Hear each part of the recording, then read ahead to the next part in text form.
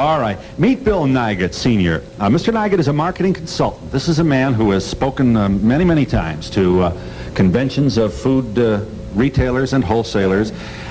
His business is to take a look at this industry. He's an outsider, so he has no axes to grind, really. And his whole effort here is to gather information, take a look at this industry, and wonder about its future, perhaps make an attempt to predict its future, and to also comment on such advertising techniques as couponing. What are your thoughts about this? What's your briefest speech on this? A very brief speech.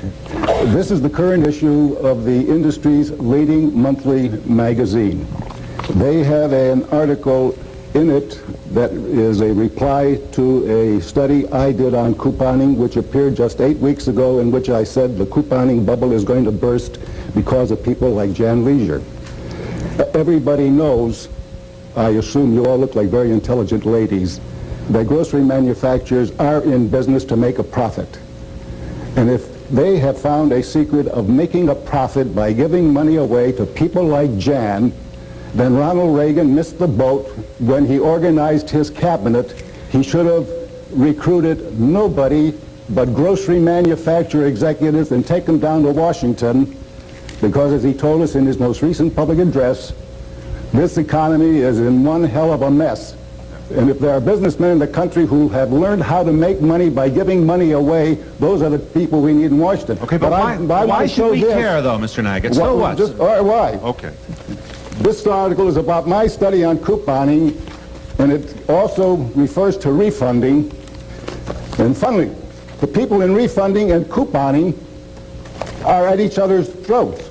Here's the leading spokesman for couponing, who is quoted as saying, if syndicated columnists like Jan Leasure and refund pluggers continue, they may force manufacturers to abandon refunding and couponing. Why? Because manufacturers cannot give this kind of money away. Neither couponing or refunding is intended to be used by you people.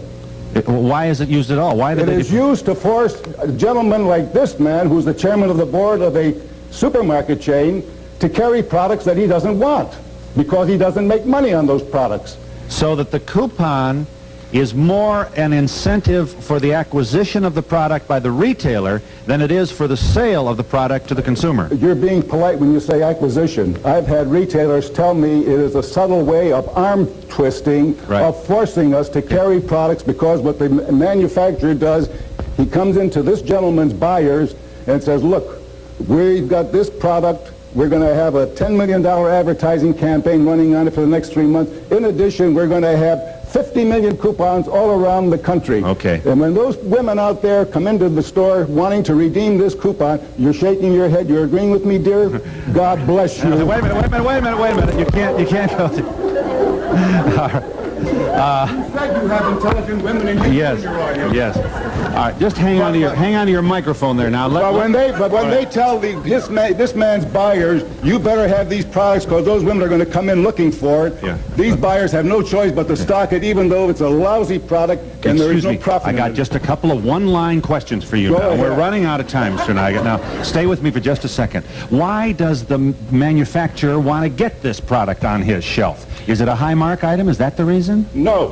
He does. If he is the president, a chief executive officer, or the chairman of the board, or a member of the boards of directors, he doesn't want that product in this man's store. Why does the manufacturer want to... I'm telling you, it is the manufacturer's sales and marketing staff who want the product in this man's store. Why? Because they are trying to protect their jobs. Their job is to sell product. Why can't they make it with the other products for which coupons are not necessary? They can. I guess, do you understand my... I'm on the outside. I'm here to learn. Fine. Can I put it to you very simply? You'll have to, because I'm a real slow learner. All right. No, you're not. All right. You're smart. Running out of time. I have a second part to my study in which I say that couponing and refunding is the slickest con, the most lucrative con, since two itinerant weavers went into the capital of an emperor's country and promised the emperor he was going to weave him clothes out of silk and gold threads. Right. And you all know the story of the emperor. I'm afraid if you tell it, the show's going to be over. All right. I just want you to know I read it. All right. And the emperor and all of his people were conned, and the grocery manufacturer presidents, chief executive officer, boards of directors, and stockholders of these companies are also being conned by people who are pushing promotions and refunds. Okay, all right. And let's make this point before we leave you, Mr. Nugget, and you... Call me Bill, would you please? Okay, Bill. Thank you. Most coupons are not redeemed. Let's get The that. vast majority are not, by the industry's own admission. Just a small percentage Only of coupons. approximately 4% of all coupons are actually Okay. redeemed. All right. Bogomolny. That's your name. And that's just one of the ways I'm going to pronounce it for the next 60 minutes. Richard Bogomolny is president and chairman of the board of First National Supermarkets. You're headquartered in Cleveland, are you not? That's right. Great town. How do you feel about all this dialogue here? Now, you're the guy in the middle here. You're the man who has to make a dollar and meet a payroll and help us all be nutritionally sound until the next paycheck. What do you think? All right, well, being practical about things, when I see something that, like what Jan has done here, all I can say is bravo, because she went out and, working within the system, did a heck of a thing. And so I have, from my point of view as a retailer, absolutely no objection to anybody doing just what she did, and I would recommend it within certain limitations. The limitations being, as she said, that there's an awful lot of couponing out on products that nobody really wants and needs. But in response to what Bill had to say, I am against couponing. I'm against couponing because I feel that couponing is based on an economic waste in the system. The waste occurs in the following manner. In our stores, at the prevailing wage rates, it costs us about 17 cents a minute to do anything, and you can't do very much in a minute. We get a reimbursement from the manufacturers and clearinghouses of approximately 6 cents for handling a coupon. It's estimated that the handling charges of the coupons in this country run into the hundreds of millions of dollars, and that serves no purpose, because what happens is it's an added cost to us, and even though we get reimbursed, the manufacturer has to charge it in his product, so the consumer ends up paying for it. And that I consider to be hundreds of millions of dollars of waste. How do you feel about his suggestion that the coupon is to get you to carry my product? I agree. You do? I agree, but So this is a little marketing game going on between me, the supplier, and you, the retailer, and the hell with the consumer. No, I don't think so completely, because if I were a manufacturer and I have a line of products, and what I really want is shelf space. That's how I'm going to sell my product, because in point of fact, anything that we put on our shelves is going to sell to a greater or lesser degree, at least the first time around, till people decide whether they like it or not.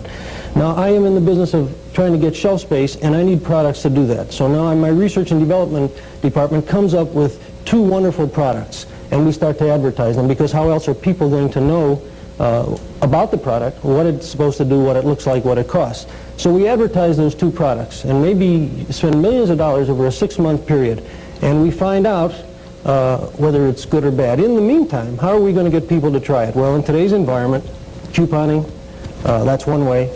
Advertising is another way. Okay. May I jump in real quick on that one? Yeah. The most successful new products introduced in the grocery industry in all of 1970 were introduced without an advertising campaign or a single coupon being issued. What were they? Generic products. And they were the most successful All right. simply on the basis of price. The women wanted them because they were good value. Am I right, girls? If I'm wrong, tell me. Let me just ask you this question.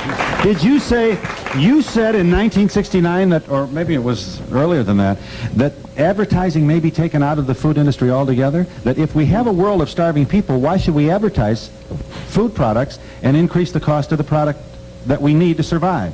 I asked 2 questions in a speech I made. Number 1, why advertise food products? And if all food product advertising by manufacturers were discontinued tomorrow, how many of you would stop eating food? I all right. disagree with the... And I carried that to the Hang on conclusion that the time was going to come, and I said by 1980, and it's here, that you consumers would, rather than pay for the cost of advertising, would buy products in plain labeled merchandise, and you are doing it. Nodding of heads. Look at all the women nodding their heads. I've tried.